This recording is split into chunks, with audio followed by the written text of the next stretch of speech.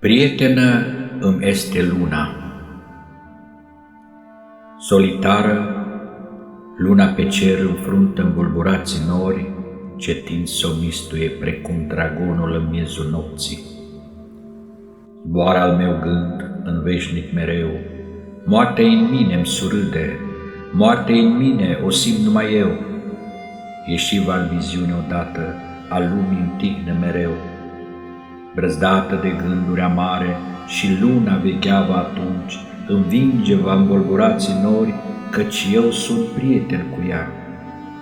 Vegheava cu mâhnire la al meu căpătâi, și veșnic rămâneva pe cer mâhnită, luptava mereu cu învolburați nori și a zilei lumină.